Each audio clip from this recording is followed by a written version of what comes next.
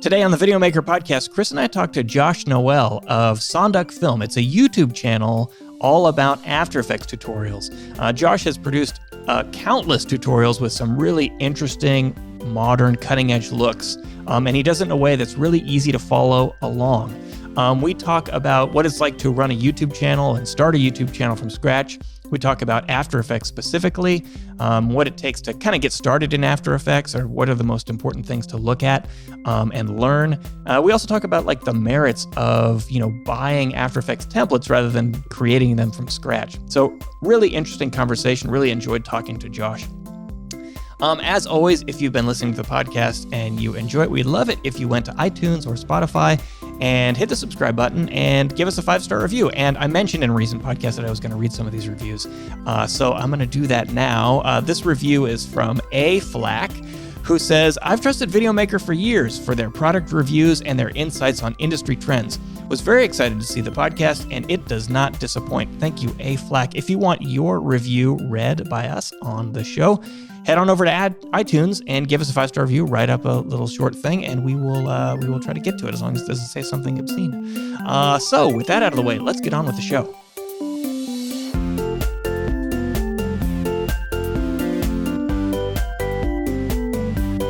Welcome to the Videomaker podcast. I'm Mike Wilhelmuth. With me, as always, is Chris Monlux. Hello. And today, our special guest, Josh Noel. Josh, how's it going? Hey, it's going good. Thanks a lot for having me here today. Yeah, no problem. Did I pronounce your name right? I'm usually pretty bad at pronunciations. Yeah, the first part was right. Noel is my last name. Okay. But Noel. Like Christmas, yes. All right. Josh, so our audience may know you from your YouTube channel where you do all kinds of After Effects tutorials, but actually maybe before we dive into After Effects and your expertise there, maybe you could just tell us a little bit about yourself. Like how did you get into video and filmmaking, and just tell us about sort of your career development. Sure. So my entire journey began about 13 years ago when I was 13. And I was very much into gaming, specifically playing Call of Duty. And I started recording that game, making gameplay montages. So I started back in the gaming niche. And when I first started, didn't know anything about editing and all that. But as I got more experience into it, I started learning, higher end software, like editing software. But I also moved into After Effects because all the other people in the niche were learning After Effects and applying some really cool stuff to their videos. And that forced me to get into motion graphics. That first YouTube channel that I built, hit like 10,000 subscribers by the time I was like 15 years old, very like 2009, 2010 time. And yeah, I got into high school, got into TV productions. That's when I actually started getting into like filmmaking and applying, visual effects and compositing it within my videos during high school. And then when I graduated high school, I started actually doing client projects via motion graphics and a little bit of video. And then after doing that for a few years, after graduating college, I decided I didn't really want to do any more client-based projects. I didn't really like the system of having to, work with clients and all that. It just really wasn't for me. Nothing wrong with it, just wasn't my style. And that's when I got into making tutorials on YouTube and sharing what I know about motion graphics and After Effects and other filmmaking techniques on my YouTube channel called SonduckFilm.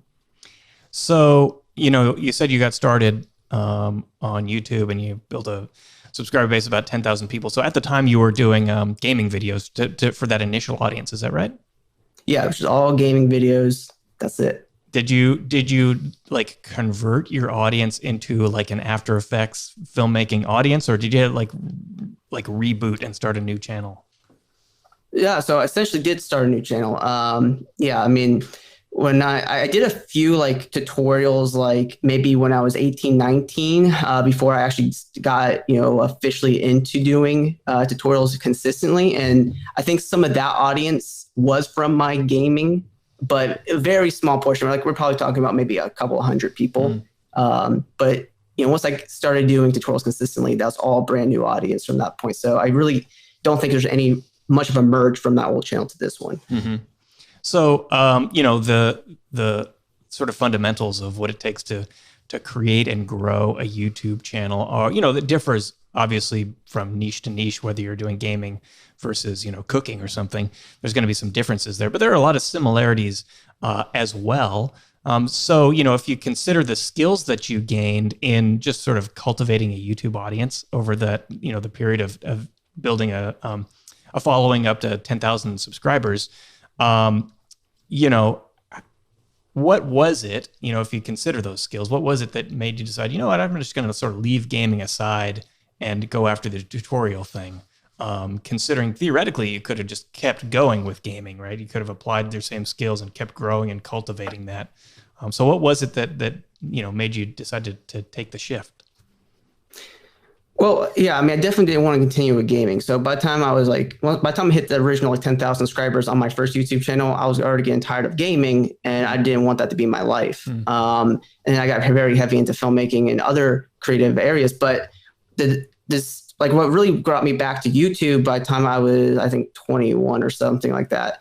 I was just really confident in the platform that I could just share my information and kind of just do what I want instead of, like I said, not having to work with clients. But it's really just that confidence that I know that what I'm going to create is going to get some views because, I already knew, how the, SEO works. And I understood, audience retention and that sort of thing. So I had that confidence going into my, into SonduckFilm. So I think that was really the biggest takeaway from that for sure. So we've started a couple of different YouTube channels here at Videomaker, being our own, being the most successful, but any social media channel in general, getting like that first 100, then that first 1,000, that's more effort than it takes to get 1,000 now or what have you when your channel's already big. So starting over, how long was it a lot more rapid of a growth because you already had that knowledge? What was the struggle there at the beginning to get launched and get a community that wants to watch your videos all the time?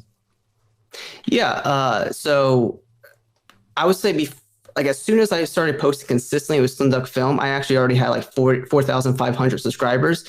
But 2 years before I took this seriously and went consistent, I already posted maybe like one tutorial a month, and being able to do proper SEO and produce content that people want to see. So I kind of started off in DaVinci Resolve doing color grading tutorials. That built my channel with maybe only had 100 subscribers when I first started tutorials to getting up to 4,500 by the time I actually decided to do 2 to 3 videos a week about 4 years ago. Yeah, and then from that, once we got started, it just totally went forward because it's all about consistency and posting content that people want to see. And since I'm in the tutorial niche, I have the advantage of people actually searching the content. I don't really need to rely on suggested videos. I focus on things that people need when they search Google. And then, that's, I really would call my early videos called seed videos because they were all for, specific things. So they want to get a lot of views initially, but over time, they get more views, like maybe 50 to 100 views a day, but all that adds up, and that'll kind of snowball subscribers for your channel when you have a ton of videos like that. So, there's this distinction here, which you're drawing, which is an important one, right? That people don't they don't view tutorials the same way they view gaming videos, right? Like gaming viewers, will watch a video or two by a creator and be like, oh, I like this person's stuff, and I'm just going to keep watching their stuff. And when they put out a new gaming video, I'm going to watch that. Versus a tutorial is like, I need to know how to do this specific thing, so I'm just going to type it in. How do I do blank in After Effects? And you show up there, and that's how views kind of rack up. Have you noticed along the way that strategy ends up bleeding back over to repeat viewership, or even now as your channel is large and established, is it still mostly searchers who are landing on your videos? Yeah, that's a great question. Yeah, I think you mentioned a great point. Difference between some gaming videos and say educational videos is that when you create content online, you need to identify its purpose. So is my content for entertainment or is it for education? If you can do both, well, good for you. My content is strictly for educational purposes. So, it's not, when I post a video, I don't expect like all my subscribers to go watch it, because, you know, they should only watch it if they have a specific need for it. So currently, yes, most of my channel is based off of search views. I don't know the exact number on top of my head, but it might be something like 50 to 60% of all my views is search, which I love, because I'm not really betting on like, hey, I need this video to take off as soon as I post it. Like, that means I can just go back and post content that I think people will need, and the views will come over the course of several years. So then I can actually probably take a vacation or something like that, because I know the views are still going to be there, even if I take off for a couple of weeks. Even having the 40 to 50% of your subscribers watch your video, or 40 to 50% of the views on a video would be from your subscribers, it's still that's still a community that is committed to you for sure. I mean, for us, example, we don't have a lot of subscribers that watch our videos. It's the same thing. It's all SEO is how most find us, and then they subscribe, but that's like the back tail, right? So for you, so when you're choosing a topic, you're going off of what, like Google Trends and doing a bunch of just research on what people are looking for, and then create content to fit that niche. Is that how you go at it? Yeah, I mean, that's pretty well said. One thing, I do a few different things specifically. So one of my methods is I look at, say, the current work of some of the people that I follow, and see what the current trends are. And if I find something that I see that's growing in popularity, I'll go ahead and create a tutorial on that.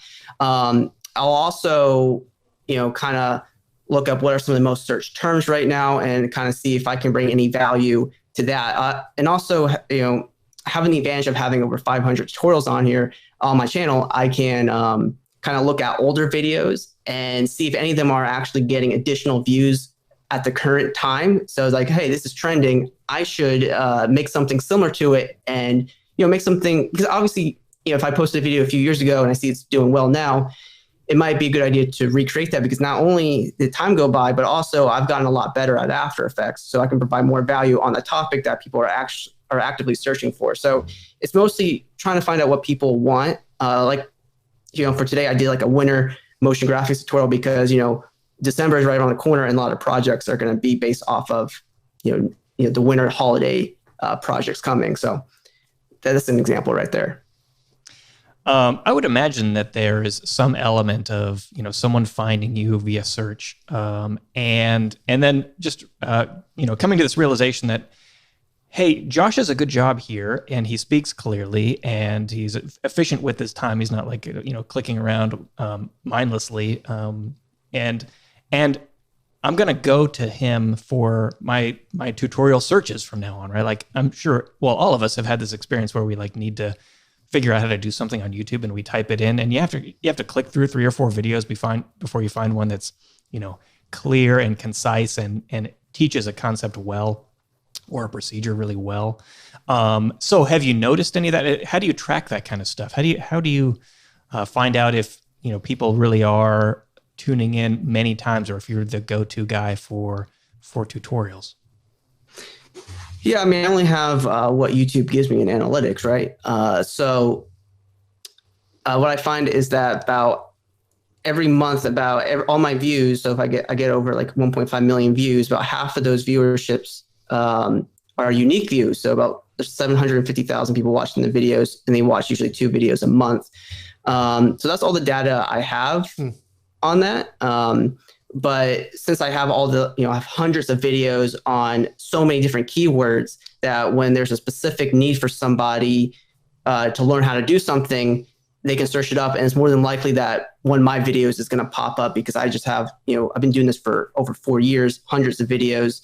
And it's just my goal to make sure that when you need to learn something, I have a video on it. So that's been my entire strategy. Well, it makes some sense that as well, like as being niche, that if you're talking about doing motion graphics in After Effects, that's very specific, right? So then you're talking about tasks underneath that. I know for myself, whenever I'm trying to learn something, it's I have a creator that I like. I hope they made some content about this so that I can have them teach me, because YouTube is well known for having a tutorial for just about everything, but that does not mean that any of them are any good. And so sometimes it's, I've had the Mac voice teach me things on lots of different stuff before, or, just any kind of computer voice from a market maybe that someone translated or something like that. But having clear tutorials to something like if I'm a motion, or really, I guess if I'm doing anything in After Effects, that if you have your favorite teacher in that category, then it makes good sense. But it is different than like choosing your own teacher versus your entertainer, right? So like, although it'd be great if you have a personality that people come back for in that respect, but that like, making it entertaining, if it's a tutorial, you might have a lot of more people watching this that didn't actually watching a video that didn't really have any intention of learning the thing. They're just trying to be entertained. Whereas your stuff is very specific to resolving a problem or teaching an outcome, I guess. Yeah. Yeah. My goal with my videos, I mean, the style that I try to create is that my tutorials are not for people that are first time opening up the software. When you're looking up a specific tutorial and you come across my videos, it's for the people that already know the basics and they're looking to get straight to the point. But also my goal of my tutorials is not to teach something so specific that it only has one specific use for the thing that I taught for, right? I want you to be able to take multiple techniques from my videos and being able to implement it for a wide range of projects. So, while you're looking for something maybe very specific, that tutorial will fill that need, but also you're going to learn a handful of other skills that might enhance your current project, but also might be available for your future projects. So that's the entire brand and style of my videos, straight to the point, not necessarily basic, because, my audience, I really want to reach out to people that, just want to get to work. So that was Andrew Kramer for me when I was starting off. I remember watching tutorials about how to do something that I never wanted to do, but each time I watched something, it was like, oh, but I can apply that little thing that he did there to another thing that I'm working on or whatever. And in that application really challenges you to try to find takeaways. And because I just remember so many times it's like, well, I don't want to make that thing that he's doing, but man, he does really cool stuff. So there's got to be something here that I'm going to be able to apply to my next project. And every time you're going into After Effects, I always feel, especially with motion graphics with After Effects, you're getting to be somewhat of a magician. You're like, make some movement over here so I can take this away over here, or whatever it is you're moving around. It's somewhat sleight of hand, and you're trying to make it so everything flows together, and so that being creative and how all that stuff comes together, and using I'm trying to think of a good example of this. It was I think we did it was like an exploding graphic. And they had one that was like, it was going to turn to sand or something like that. And instead of making a graphic turn to sand, it was like a mummy going back to sand, or I was just, applying the same effect. And I think that's really helpful. Like just in the idea of like, one, you don't always have to have a outcome when you're watching these things. When you want to learn a new thing, you can just go, okay, I'm going to take that little bit and I'm going to try to apply it to the next thing I work on. And I think that's really helpful, especially if you have just a couple little takeaways from each video. I mean, why watch it, especially if you're not watching it for entertainment, if you're not going to have takeaways, right? Yeah, and I'm glad that you bring that up. That's exactly, my opinion on how tutorials should be. I mean, it shouldn't be something that's one specific thing. You should be able to creatively be able to implement this in different types of projects. So that's exactly, the point of my videos. And, I would encourage other tutorialists to do the same thing as well, to give multiple uses to it. And it's very important also that the audience, understands, the implementation of this. And that's just not one thing. It's, if we use for this type of project, this type of project, this type of project. And that's how you're going to get the full use out of a tutorial, if it has more than one meaning behind it. Totally. So you've come a long way from, nothing to you have just under 700,000. Is that right? Subscribers on YouTube, or somewhere in the 600,000 range? Yeah, I think we're at like 550 or 540. Well, I just gave you a couple 100,000 just off the top. But that's incredible. And I imagine that now this is your full-time job, that you're working on this stuff and you're able to pay the bills with your YouTube channel. Is that about right? Yeah, for like the last 2 years, maybe 3 years, I've been doing this full time, and it's great. I love it. I just love being able to post content, and I know people. It's gonna be helpful for people, and that's it's just exciting to be able to do that. And yeah, it's very exciting just to be able to only focus on this. The shift from doing client work and other projects to just doing this allows me to put more effort and more energy into growing the channel and also producing better videos, which is the ultimate goal, is to produce the best tutorial possible. So it's really exciting. Are you finding that is it just Google AdSense, the ad revenue that's coming from your videos that supports you, or do you have a Patreon, or do you do sponsored work, or what really is what's making it work for you now?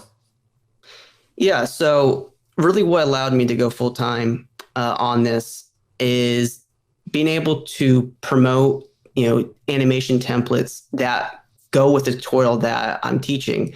Being able to connect someone who needs to produce professional work but doesn't necessarily have the time, and recommending them a template that will help them save time and produce, great work for their client or their business or whoever. So promoting products, but also creating our own templates. So in the last year, we've been creating our own templates for After Effects, and that's something that I've been promoting in all of our videos that allows us to, keep the channel going and be able to grow and produce better tutorials. YouTube ad revenue recently has been getting a little bit better, but it's not something that you can necessarily survive off of. So essentially once we started, promoting products and stuff like that, that's when I've been able to, go full time and work with other people. I don't do sponsorships. I only want to promote templates that I believe are actually valuable. I do make a small commission if I sell a template from another author out there. But mostly I want to make sure that what I'm promoting is going to have value to the audience, and I'm not just doing a sponsorship to make a quick buck. So, you were talking about earlier how, you started with gaming, and my interpretation of what you said, and you can correct me if I'm wrong here, is that you just kind of lost interest in gaming and you wanted to do this other thing that you're more passionate about. And now you're making, let's see, what did you say? 3 or 4 tutorials a week, or? Yeah, two tutorials a week. So are you worried at all about, a potential burnout with that? I mean, it seems like After Effects, coming up with new graphics and doing the experimentation to try to figure out the best process to get somewhere has got to be a lot of work. Are you concerned at all about burnout? It definitely has crossed my mind, but the short answer is no. I love the challenge of having to come up with content that I think people are going to want to watch. And also, I have to be doing something. I have to work. I cannot take vacations. I cannot do it. I get depressed. If I take off more than a day, next day I'm just depressed. So I have to get to work. I have to do something. And I have not missed, there's not been a single week in the last 4.5 years of doing this channel. I have not missed a week of upload ever. And I don't plan on doing that now. Of course, I am, working with a team to, help make sure that process doesn't stop, because I do understand right now, everything in my mind's going great, but maybe down the road, something could change. So my goal right now, as we're growing the channel, is to bring more people on to help me with creating content. So, we're constantly providing free education, and that doesn't stop. So that's my ultimate goal, to make sure that doesn't happen. And I won't quit posting tutorials. I'll make sure the channel's always posting no matter what. That's my complete goal there. So you've used the term "we" quite a few times, and I use that term here at Videomaker just because we do end up talking about the royal we. But so you have a team, or you have more people that you work with. How many other editors or creators are you working with to make the content you're currently making? Yeah, so right now I primarily do the content of the tutorial and record it because it's harder to find. It's kind of hard in my area to find someone locally to be able to do that part, but I have editors, and also been focusing heavy on products. So I do work with a few motion graphic people to help me produce those products and kind of supplement that in my tutorial so we can continue to grow our channel. So that's my entire goal, is to continue to still do tutorial content, hand it off to someone to edit it, which does take a little bit more time than expected for a tutorial. So it's a huge help for that. And then being able to produce great templates for people to use, and I work with team on that part. very heavily. So that's where I'm at with our channel and business. That's cool. So one thing that at Videomaker we kind of have looked at software training as I don't want to say a dangerous path to go down, but one which we generally avoid because software gets dated after it ages so a quickly. couple of years.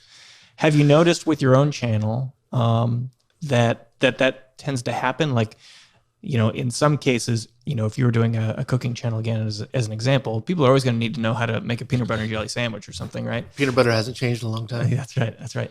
So what is the typical lifespan of an After Effects tutorial? At what point does the software age out, or does the aesthetic of the graphic age out?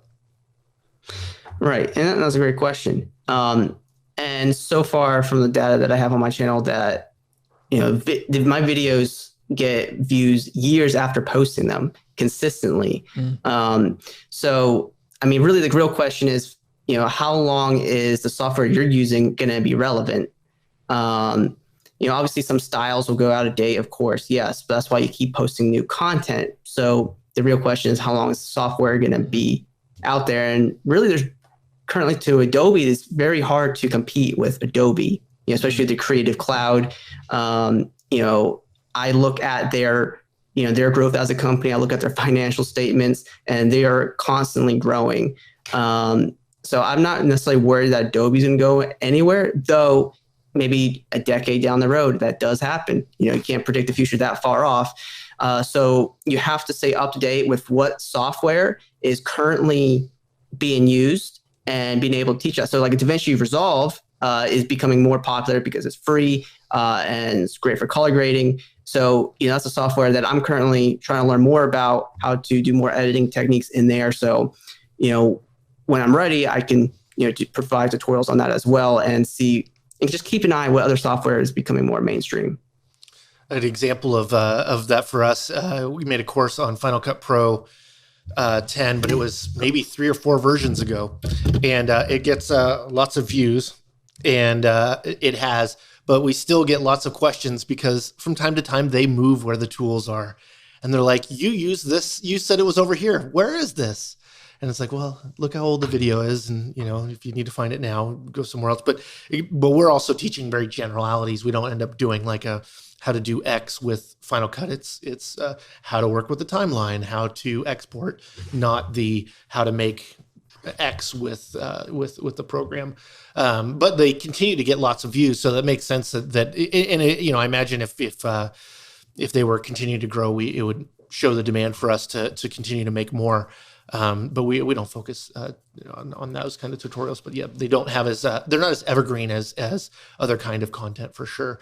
There's definitely a point when sometimes software ages to the point where it's almost like unrecognizable. So yeah, the UI looks different now. Yeah, exactly. You go back and look at an old Final Cut tutorial, even in Final Cut X, you could bring it up and go, "Whoa, I'm on the wrong video." This is crusty. But After Effects has been relatively consistent. Yeah, you can't watch a tutorial from After Effects 7, pre Creative Cloud. It's not gonna fly, but. Yeah, I know some of it might be, but it doesn't look terribly different either. Like the UI of After Effects has never been beautiful. It's never been, but it's been constant. They always get people who get mad whenever they make big changes to those kinds of things. But I think of the dark mode as one of the things that are really showing it off. It's like if you see that light gray in the program, you're like, oh, that's not from right now. But yes.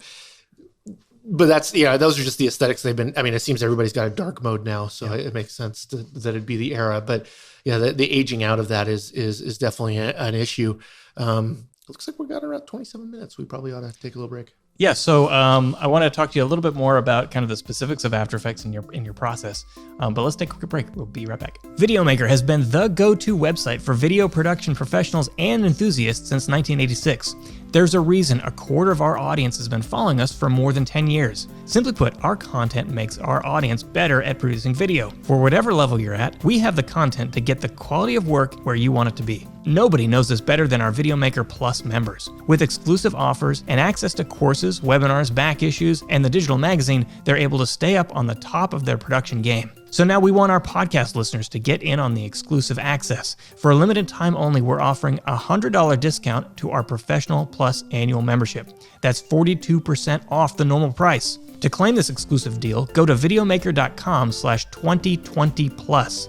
That's videomaker.com/2020plus. PLUS, not the symbol. It only takes a minute to sign up, and you'll get immediate, unrestricted access to all of our content. Don't wait. This offer will not be around for long, and you just can't ignore the benefits. That's $100 you can save that can go straight to new gear, software, accessories, whatever you want for your production setup. Don't wait. This offer won't be around for long. Once again, claim your exclusive offer now at videomaker.com/2020plus. Okay, we're back. So, Josh, the main thing I really wanted to ask you about this whole thing, which it always impresses me whenever I see someone churning out a lot of tutorials, is like, how do you find time or just the ideas, I guess, for developing new After Effects tutorials? After Effects to me is a very difficult software, or it's even difficult, at least time consuming for people who know it quite well.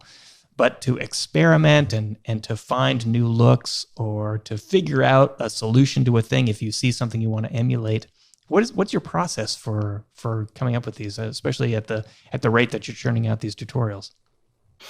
Yeah, I mean, definitely after doing it for several years is a challenge to come up with new content. And, that's what I enjoy about it, I guess. It's just challenge myself to, kind of push what I already know and take maybe past work that I've done and push it even further, which helps me improve dramatically on this tutorial.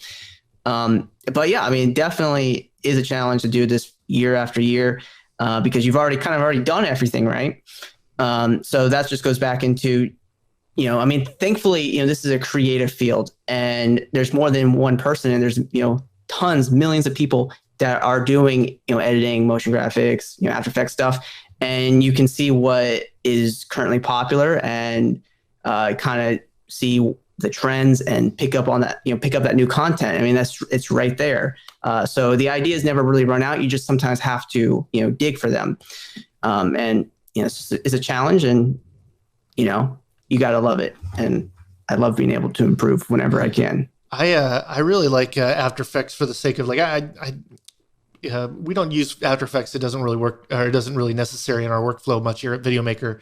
But before I was making commercials, and so motion graphics was like the best way to add value to your commercial or what have you, or a little special effects or something. So definitely lots and lots and lots, thousands of hours in After Effects.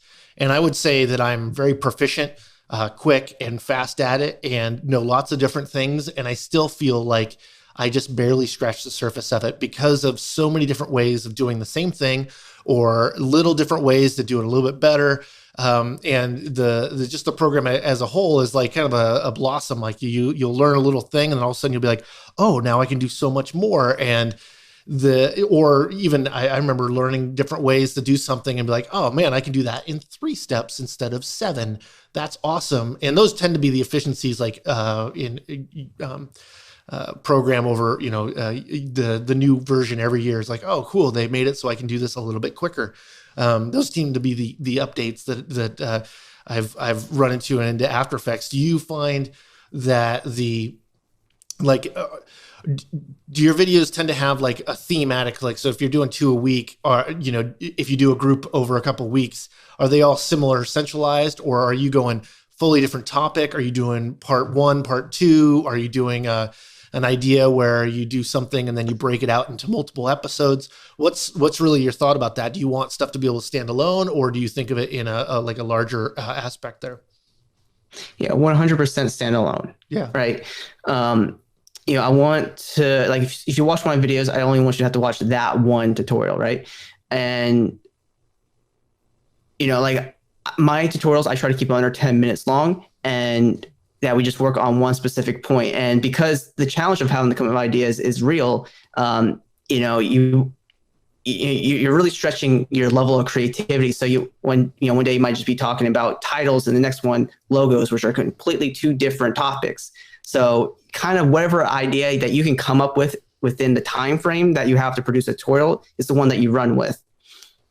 What's that? Also, sorry, you also mentioned that there's just so much to learn about After Effects. Just a quick little fun point. I do find myself watching my own tutorials, like maybe something I produced like a few years ago, just to remember how to do a specific step. So even after doing it, after using software almost every single day, you're still constantly forgetting things and having to relearn them and look up old information. Absolutely. I make all of our learning courses here at Videomaker, and I'm watching my own videos sometimes because I did all the research, I wrote it, I produced it. And if I didn't use that information between then and now, I'm like, oh man, it's really familiar.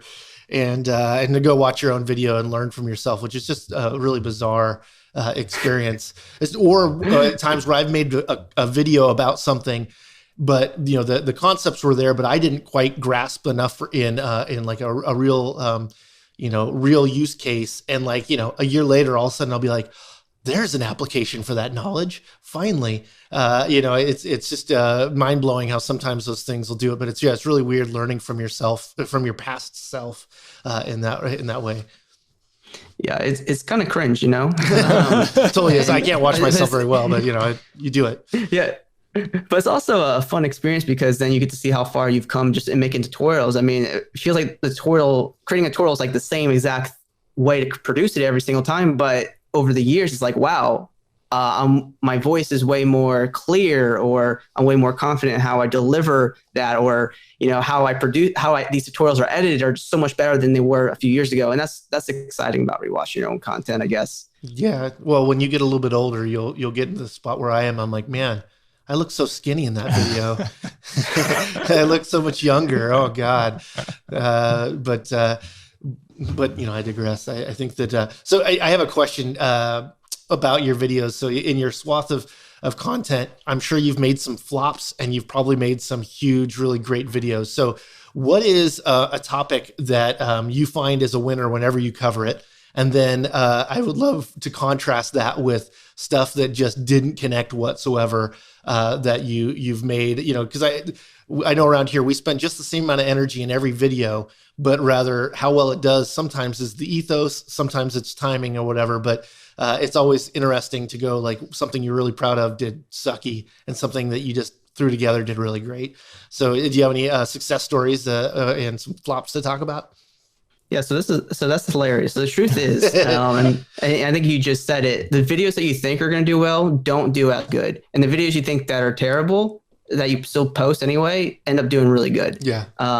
And I think it's just an ironic reality because you don't know what's going to always do good. But, I find that, my videos that touch more on just general motion graphics that have that in the title tend to do consistently well. And, I did branch out to doing more filmmaking, cinematography tutorials, which didn't do as well. I mean, over the long run, they did pick up in some views, but, what I love about tutorials versus actually doing filmmaking stuff is that, doing a software tutorial could take an entire day to do, whereas a filmmaking tutorial could take a couple of days to produce. And it's way more attention to detail. And the software videos just, at least for me, tend to get more views than the filmmaking stuff. So that's why I've kind of, 2 years ago, I was kind of more heavy on that. And now I'm just exclusively doing software stuff because they get less effort to produce and they end up still getting a good amount of viewership. So kind of stick to what works. Well, I kind of think that, your gaming start kind of is the same idea. Like, I mean, given you're not showing a game and how the gameplay or whatever it is, but working in software, doing screen record, sharing, and that kind of thing, somewhat, the same similar goals, right? Like performance of I'm having to do this and talk at the same time. That's not a skill everybody has, right? Not everybody can walk and chew gum at the same time. So that can be a difficult thing. I know for me, like sometimes it's really easy to wing a subject. Like, oh, I can just talk about this. It's no big deal. And then other times it's like, I know this, but I could probably talk about 5 minutes. And then I'll either just be done or it'll be shorter video or whatever it is. But do you find, you said you were making 10-minute videos, how long is the unedited version? And then, do you find that you're just making a really long thing and your editor's got a lot of work? Or is there sometimes where like you hit it, like you're like 12 minutes and he's just going to get rid of some ums for you or what? All right. The fun conversation right here. So, and since you do tutorials, Chris, I mean, hopefully I'm not alone on what I'm about to talk about. Yes, if you could pop out a tutorial one shot perfect, you wouldn't need to edit it. I wouldn't need an editor. It would just be done and put some graphics on it, render it, done, 5 minutes edit. But because even after doing 500 tutorials, I'm still very much perfectionist on how I deliver my, whatever's coming out of my mouth. And also having to keep in mind what's happening in the tutorial, like what's coming next, what are the exact settings. That's never perfect. So I have a mess up like every 30 seconds while recording a tutorial. Either I'm not happy with how I said something, so maybe it's not a clear, I didn't say it clearly, or I just happen to forget a setting, right? And it's like, oh, I got to go look what that old setting was because I need to create the exact same work that I produced in my demo, so I know it's going to be a good piece of work. So because of all that, like a 10-minute video, a final export on YouTube, a 10-minute video could be like a 25 to 30-minute recording.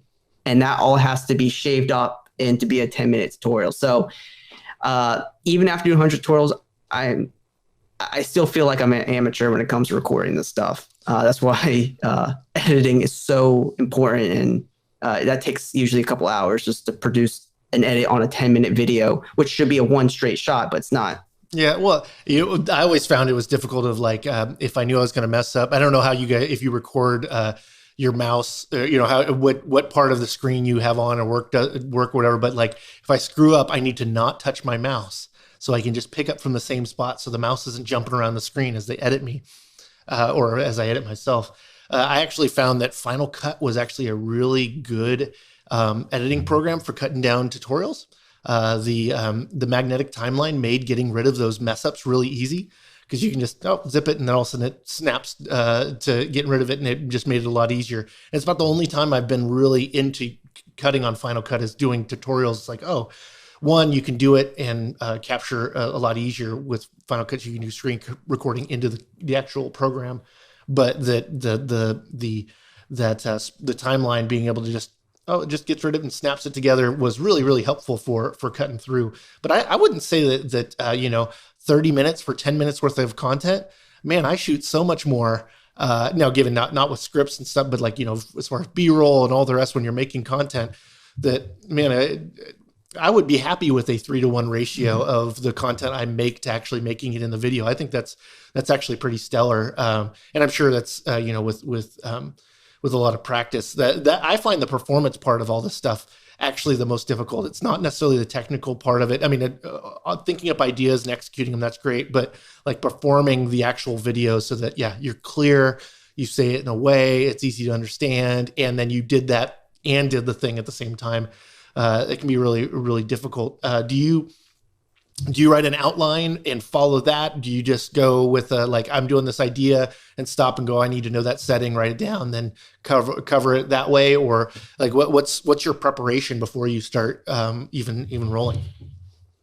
Yeah. Well, an hour before just recording a tutorial, I procrastinate and like, oh man, I got to go do this really difficult thing, which should be easy, which is just talking, but it's not just talking, right? Yeah. It's remembering 1,000 settings. It's listening for your imperfections, trying not to say all that sort of thing. So I break down obviously the steps that I need to take going into tutorial, but it's not like it's just all in my head. I don't really write it out. I just kind of know what the first thing is and I go forward. As far as specific settings go, like I'll take a picture on my phone and then I'll refer to that while I'm actually doing tutorial. So I know the exact settings and it's nice and smooth, because there's no way you're going to remember 10 different parameters on like one effect.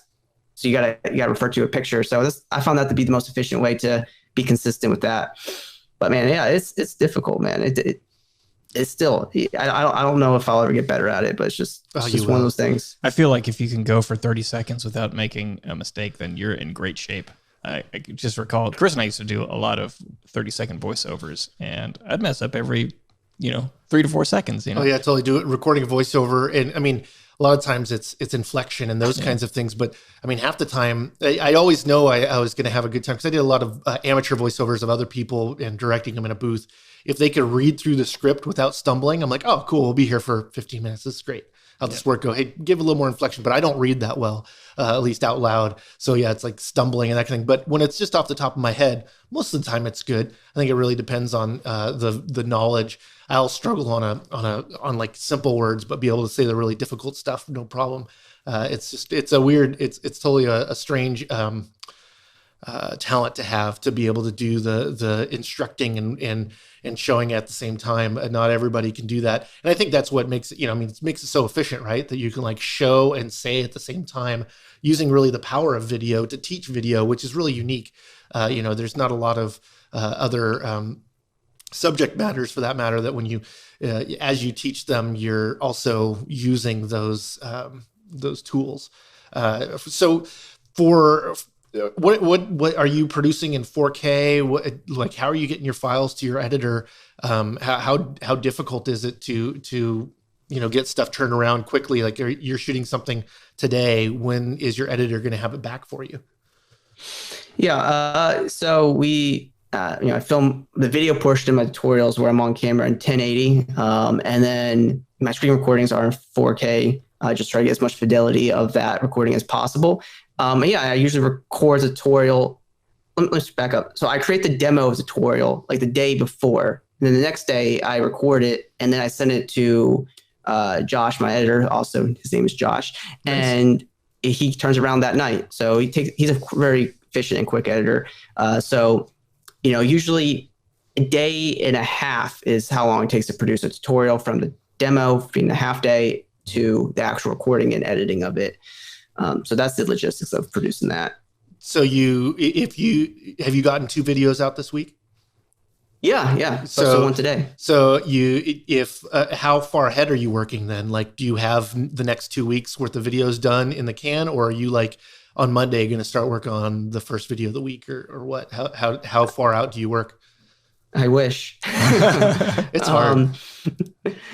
So I usually like to try to work on a tutorial 2 days in advance. So I have nothing, sitting ready to be posted. So I post on Mondays and Thursdays. So for Monday's tutorial, I'm going to get started on Saturday on the demo. Sunday, I'm going to record it. Josh is going to edit it and post it on Monday, right? For Thursday's tutorial, same thing. Demo on Tuesday, record it on Wednesday, edit, upload on Thursday. So it's usually 2 days in advance. So outside of publishing the videos on YouTube, do you have any other avenues to which, obviously the Google search, the SEO, but do you have other social medias that you publish on to get traffic, or do you work with any other like publications or other entities to get the word out about your videos? So I actually don't. And the reason why is because I believe in focus on a very few specific things. So my focus is on the content that I produce on our channel, which is YouTube. So I want to put like almost all my energy into that channel.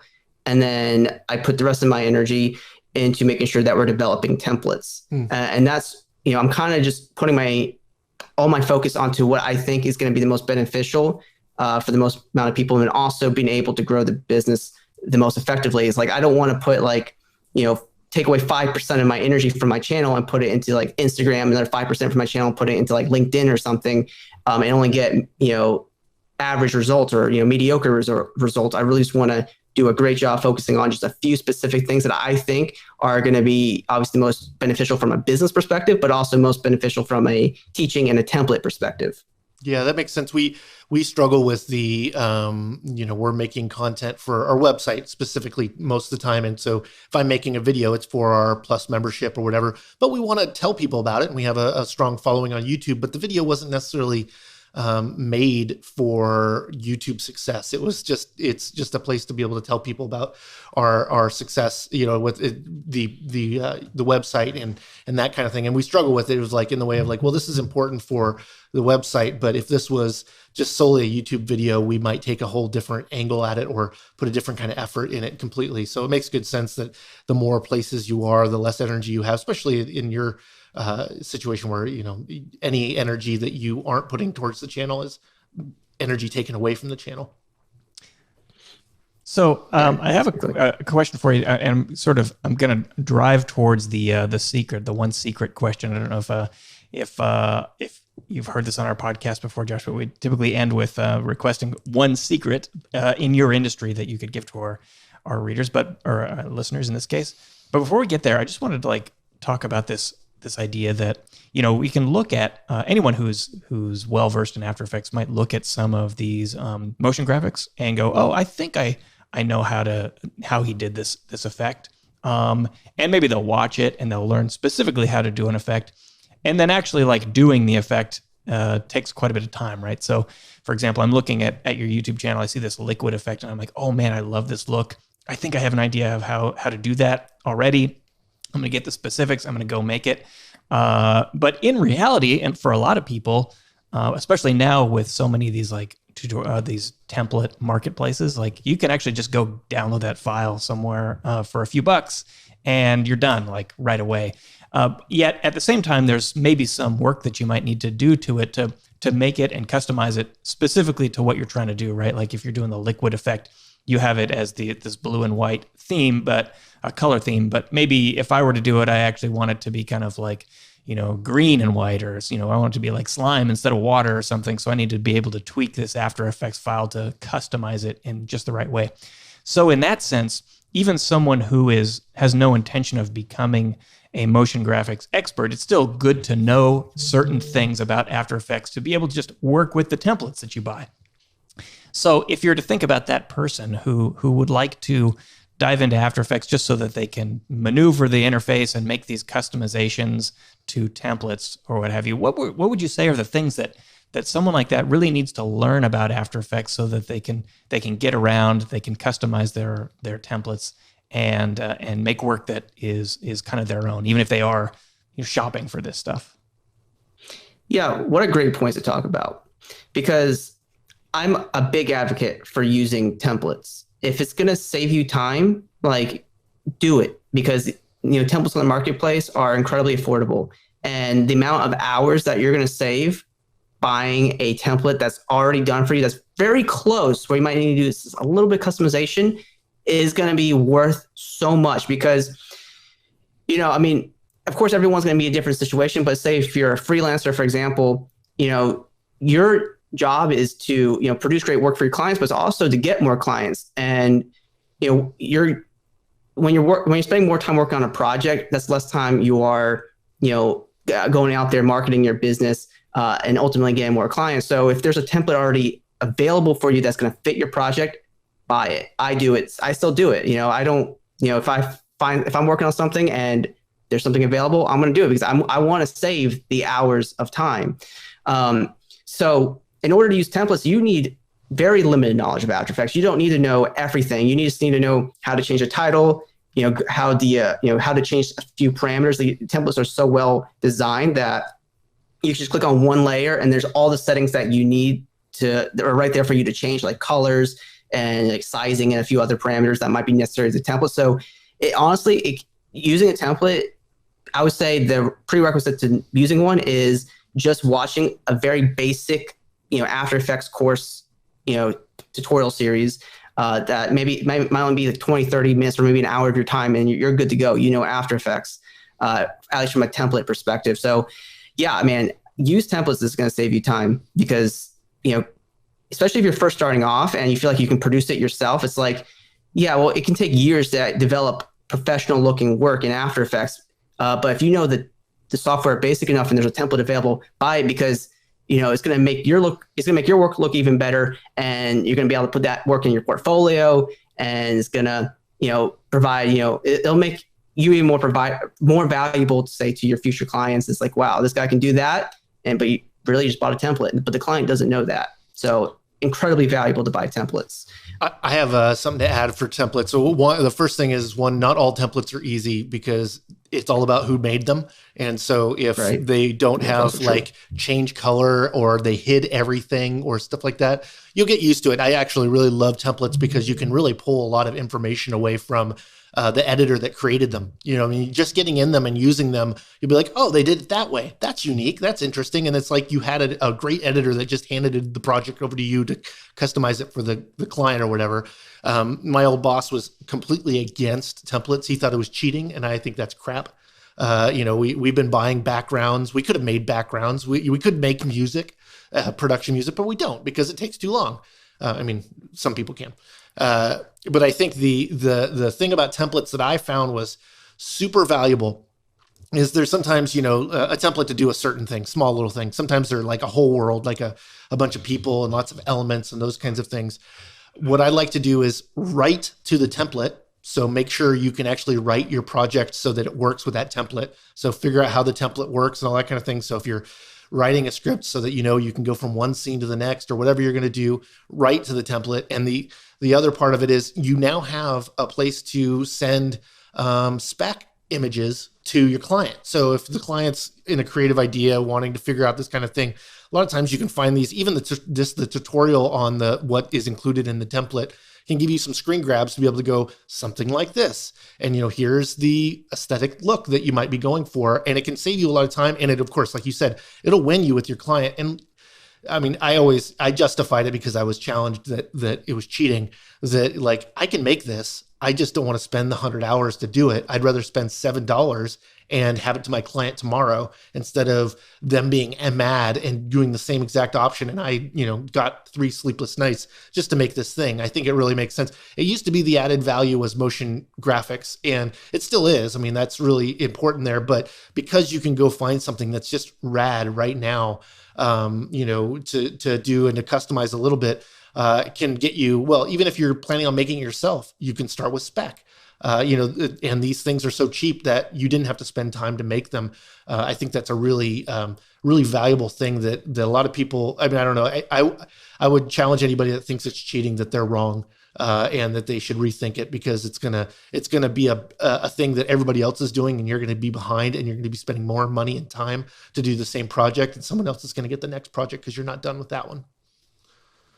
Yeah, I absolutely agree with you. 100%, man. Like, it's not cheating because, first of all, it really depends on who you're working for, I guess. If you're working with like a production company that understands the game, like I get where they're coming from. Oh, it's cheating, but really it's probably not, because at the end of the day, the end client has no idea how this industry works. They have no idea about the templates or what's already out there. So unless you're doing like maybe big national, big client projects, most of your projects are going to be like small corporate video or small commercial sort of deal stuff.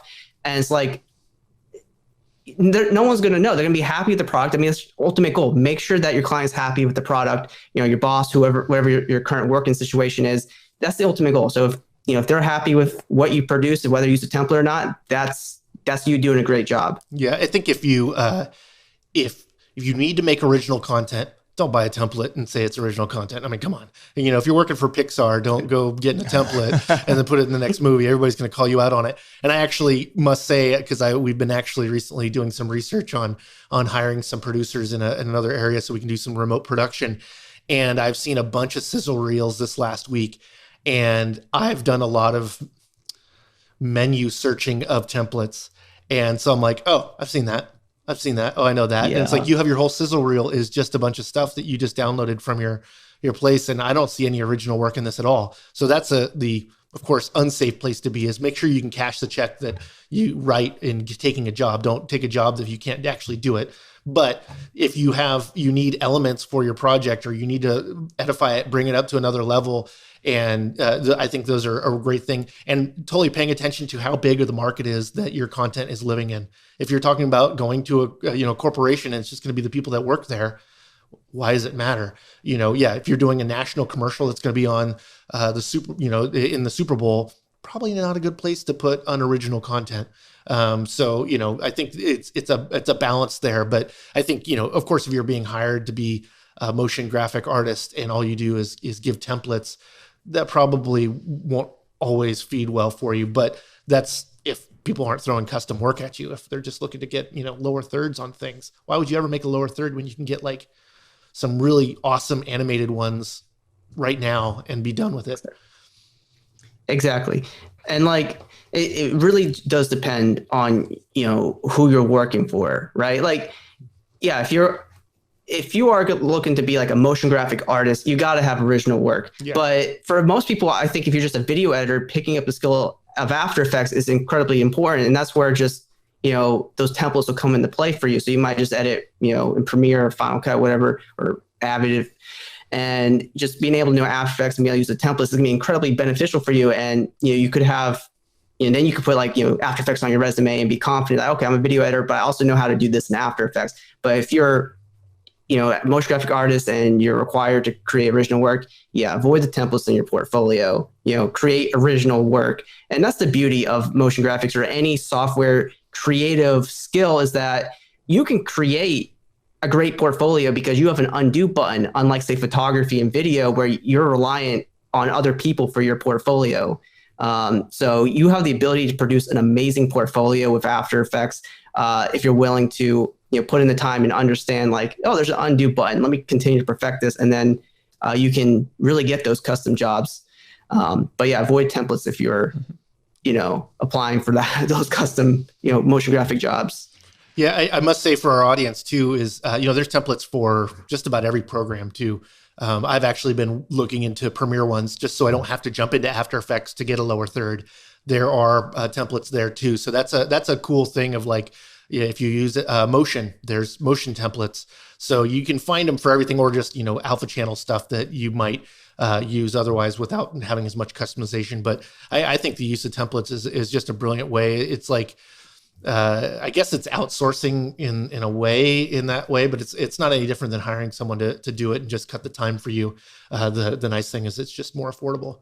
But we should get to that tip if that didn't. Yeah. Qualify. So here's the question, Josh. So if you had one secret that you would give to our listeners who are maybe newish to After Effects, certainly not After Effects experts, one secret that would make them a better After Effects artist, what might that secret be?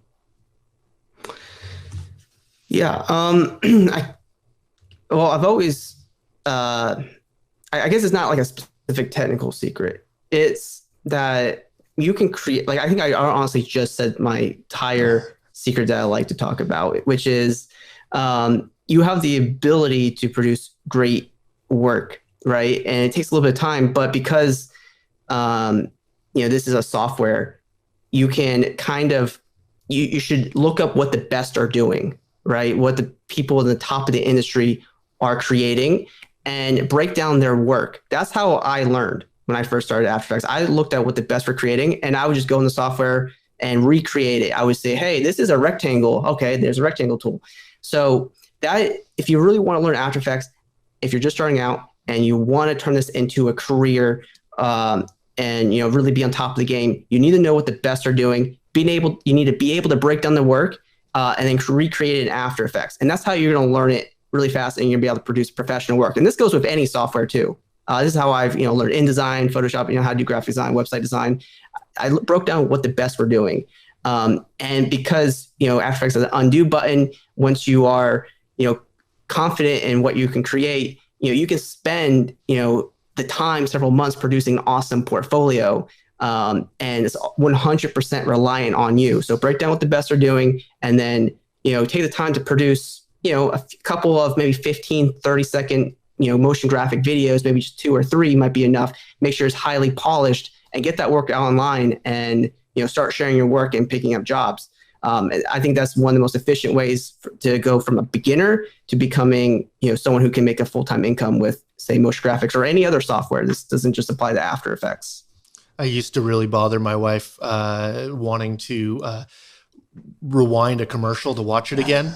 She's, why you want to watch a commercial? Well, because I made commercials, so I wanted to. But most of the time it was a thought experiment trying to break down what they had done.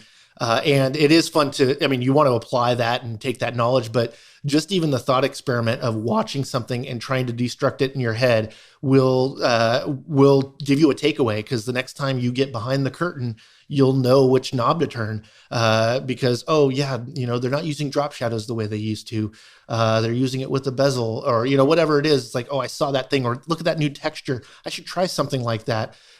Just looking and just like you would going to I think of this when I go to an art gallery of really what was it like when they're painting that brush stroke? And you're not thinking of someone at a computer just hacking away, but like what is the depth there? What would it take to do that? Now, given I'm not going to be masterwork, I'm not being Van Gogh or anything like that, but surely I can take inspiration from them and be able to apply that to my next work. And I think that not only inspiration, but that deconstruction will feed on each other and lead to passion. I love to lean in when I'm editing, because it's like, as you start to work and the more things get done, it's like, oh, it's starting to look like something. Ooh, it's something. Oh, check this thing out. It's a very pleasurable thing to make something from nothing, which you can do with After Effects. And it's so funny because you can turn on After Effects and be like, what do I do? It's not like everything else where you can start with like, oh, I got a timeline and stuff. It's like, oh, no, it's empty program. So you got to start, step one, but you can go so far with it from simple to complex. And I think really focusing on those things, that's a good tip, really good tip. This transcends After Effects, right? Like I remember when I was in college, I took a course on Flash, which no one knows Flash. What's Flash? Maybe it was a waste of time to take this, but in the process, we learned ActionScript, when ActionScript is similar to JavaScript. Yeah. And in the class, it was like the last project where we had to do like this Flash flipbook thing where it's like you're turning the pages of this book in a web browser. Heavy on ActionScript. And the teacher, like our professor, literally taught us what you're supposed to do when you do these kinds of projects is go find some code that works pretty dang close to what you're trying to do and copy it into your project and mess around with it and tweak it until it gets just right? Like the idea that, you don't just like start with a blank project and start typing your ActionScript in there until you get this book was mind-boggling to me. And the same thing applies to After Effects in the sense that as you continue to work on this, you build up this library of projects that you've done. And you're like, oh, here's a thing that I know I've done something close to. I'm going to grab this from this project and bring it in over here. And that project may have been inspired by some other thing that someone else had done. You watch a tutorial and you've learned this specific thing you've implemented to your project, or you saw something on TV and you've implemented it over here just to see how it works. And now you're drawing from all this library of elements that you've created to essentially make something new, and without actually like starting from a blank project where there's nothing and then you turned it into something. I had a Word document with expressions. I was like, oh, this is the bouncy ball expression. It bounces and returns. Cool. Yeah. I could use that on a lot of different things. I have it there. I don't have to search for it next time. I had a web design teacher that was like, this is an open internet test. And I'm like, okay, why are you giving me this test then? But it's wading through the crap on the internet that's not true or not real or not the right thing and finding the best code to augment to fulfill the thing. So it's like you can already get to that level of professional just by finding some script. And of course, web design is awesome because then you can go to any website and be like, I want to see the source code. I wish I could do that on watch a film and be like, I want to see what it takes to do this graphic. And then you could deconstruct it. And I want to see their Premiere timeline. Yeah. Oh my God. I would love to see it. Just a screenshot even to be like, look how crazy that is. Yeah. How many layers. Yeah. That's how it works these days, I guess. Yeah. Exactly. Okay, Josh. Well, it's we're at time, but thanks so much for joining us. Thanks for giving us some time today. Of course. Thanks so much for having me. It was a lot of fun. All right, everyone. Thanks for tuning in. We'll catch you next time. See ya. Big thanks to Josh Noel for joining us. You can check out his YouTube channel, SonduckFilm. We've got a link in the description for this to see all of his tutorials. And in each tutorial, I'm just noticing there's a link to go to his website and download the actual project file so you can follow along. These tutorials are fantastic. They are really well done, and the look of these tutorials is really modern and cutting edge. I enjoy it a lot. As always, if you've been listening to the podcast and you enjoy it, we'd love it if you subscribed on Apple, iTunes, or Spotify, or Stitcher, or wherever you like to get your podcasts. It's really convenient, so you don't have to get up at 5 a.m. on Mondays to download them. So for Chris Monlux and everyone here at Videomaker, I'm Mike Wilhelm, and you've been listening to the Videomaker podcast. We'll catch you next time.